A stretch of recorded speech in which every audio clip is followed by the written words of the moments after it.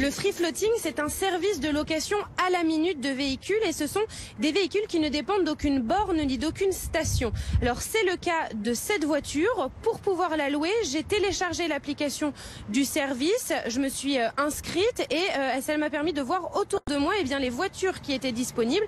J'ai réservé celle-là il y a quelques minutes et j'ai reçu une sorte de clé digitale qui va me permettre de la déverrouiller.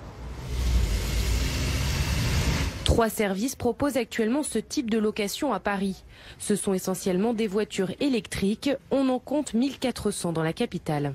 Paris, pour le free floating, c'était la cible idéale parce qu'il y avait effectivement des besoins qui étaient exprimés par la ville. Il y avait une capacité aussi pour le free floating à s'y installer compte tenu du fait qu'il y a plus de possibilités de se garer en voirie.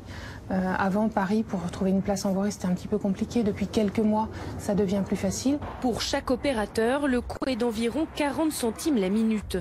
Alors 8 mois après la disparition d'Autolib, ces nouveaux services ont-ils relevé le pari? Le succès, il n'est absolument pas comparable. Avec ces 3 opérateurs, ces 3 plateformes, vous ne pouvez pas circuler hors de Paris.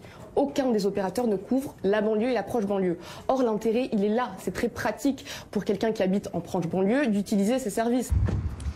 Ce trajet de 32 minutes nous a coûté 8,58 € et comme vous pouvez le voir, contrairement aux Autolib, ces voitures peuvent être garées n'importe où, autant sur les places réservées aux véhicules électriques que sur les places de stationnement classiques.